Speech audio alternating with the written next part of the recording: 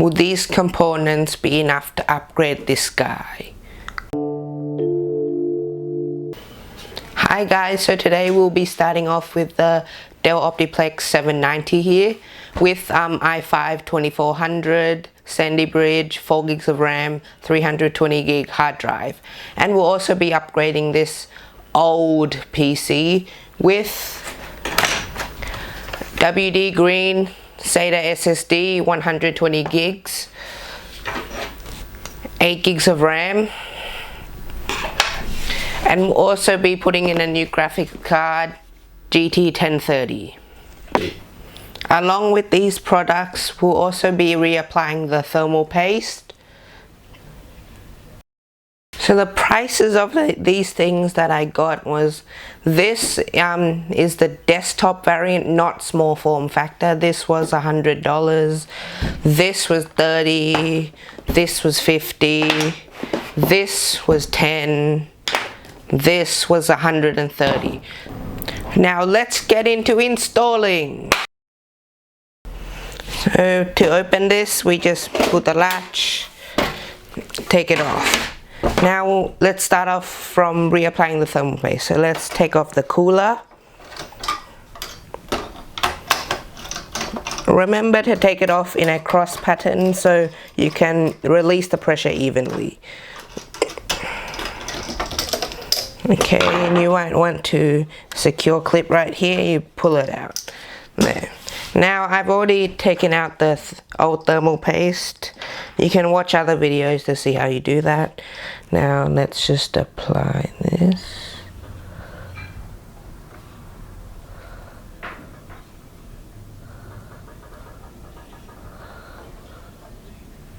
Okay, now let's put the cooler back on. No.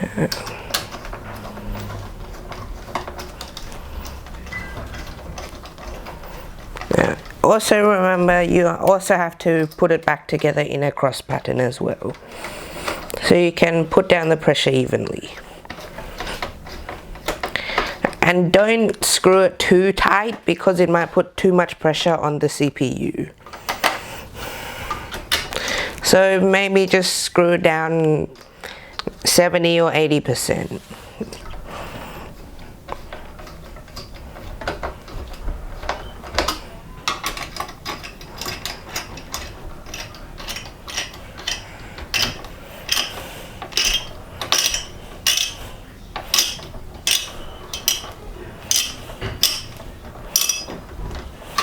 Okay, now let's go on with the RAM. Now with this RAM, you can either put your stick of RAM and add it into there, which I'm going to do to make it 12 gigs of RAM. But before you do that, please check if the other RAM is the same speed as your new RAM, because so it can work at the same speed. Because or else if it doesn't, it'll run at the lowest speed it can for both. So DIMM 1 and 2 are already full, so let's put in to number 3. Line up the notches, press firmly, you hear the clicks, and there. Now we're going to install the SSD. Now we're going to install it here. I'm going to just grab some double-sided tape.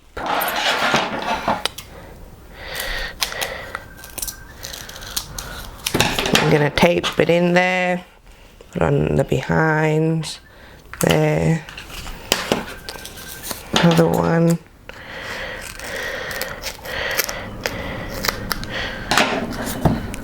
there, and we just tape it on, and remove it.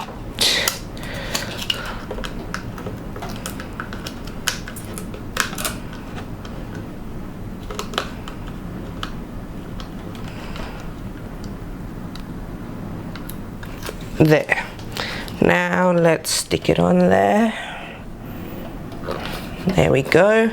Now you just take this SATA power, you just plug it in, and you can take the SATA cable from the optical drive and plug it in there. And one quick note, the optical drive, this system, once you load it up to Windows, it only supports 2 SATA connections. So if you choose hard drive and SSD, the DVD drive will not work. But if you choose the SSD and DVD drive, they'll work both. And now let's unbox the graphics card. So we take it out. It'll come in here like this. Here, take the tape off. You can remove it. Now it will come with a low profile bracket. I've already changed it out, as you see here, but just change it out. You just remove the screw and remove these 2 things from the DVI. Now we do this. Remove these brackets as much as you need. So I need 2 removed. So remove 2. This might fall out, but just put it back in.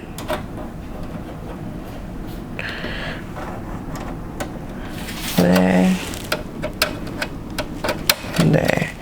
You just leave there, and then we want to put it on the top slot, the PCIe X16 top slot. Wait, I forgot to remove this. No. Okay.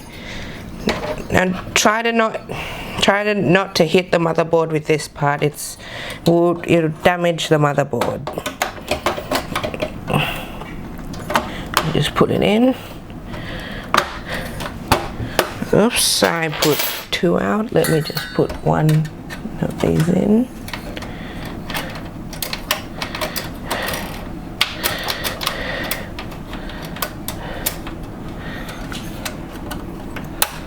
Okay, just secure that back in, and we'll get to installing the drivers, and let me install Windows, and we'll be back. Now let's go ahead and press the power button and start hitting F2 right away. Hit it as much as you can, as fast as you can. Till it enters into the BIOS. Now let's go to boot sequence, right there. Second thing under general. Then here you want to disable everything except your SSD. So only let it show tick the SSD. Now also press here and press apply, and now exit. Now if you've already installed the Windows on the SSD, it should boot right into Windows. Right now we have booted into Windows. Now let's do 3D Mark first. Let's run TimeSpy. When I'll run this, and then when the results come, I'll come back to you. So okay, our test is done. With TimeSpy we got a score of 1179. It's not great, but as you can see here, the CPU is doing fine. It's just a graphics card, but this is a very intense benchmark, so it's not too bad. As you can see, mainly here, the main bottleneck here is the graphics card here, because you can see most of the time it's 100% load most of the time. But here you can see the CPU is doing fine, 3.2 gigahertz and blah blah blah. But the graphics card is not doing that great. The temperatures were certainly not too high, so it's doing good in there. Frame rate, as I said, this is a very intense benchmark. So now let's say goodbye to that, and let's run Cinebench now. When the results are out, we'll come back to you again. Okay, our results are in for Cinebench. Now for multi-core we got 1627 points, not too bad. Single core 606 point. It's bad, but it's not too bad, because this is a 2nd gen i5, so you can't expect too much. Now we're gonna play a game that every PC should be able to play. We're gonna play some Minecraft. Okay, we are in Minecraft. Let's play and let's see how much FPS we get. World generation, not too fast, not too slow. not too bad. Yeah, not too bad at all. This is pretty quick. Hopefully this goes well. Let's continue.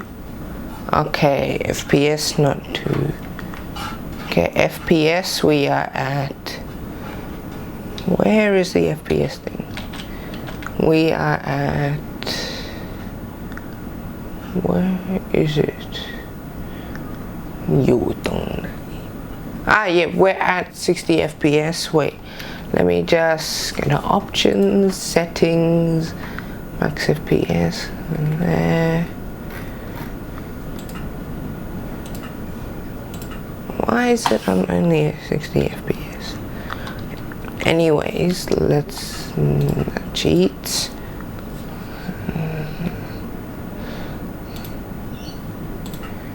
Anyways, let's go into creative.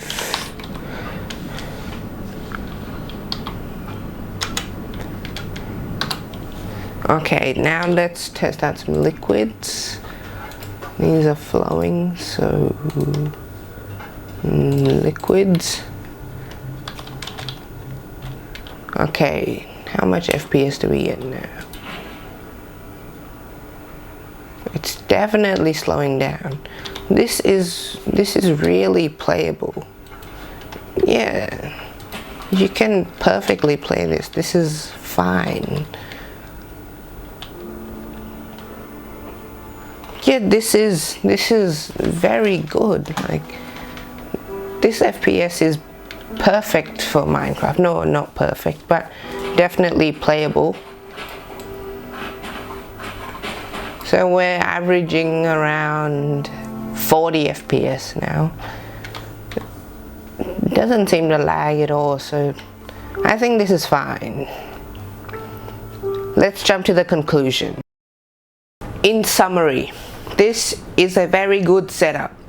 This PC, if you want to go this route, please, if you can, look for the i7 versions and don't go first gen. So I would recommend the 9020, 9010, 990 or 790, 3090, or don't go on first gen Intel. That's the exception. And I would recommend this for people who really want to get into PCs, because this is cheap and they can learn about it for cheap. And it also gives quite a bit of performance as well. If you're gonna run like games that don't demand too much, this is gonna be fine. So yeah, this is really good. I think we have achieved success, and don't forget to subscribe, like, share, and goodbye for now.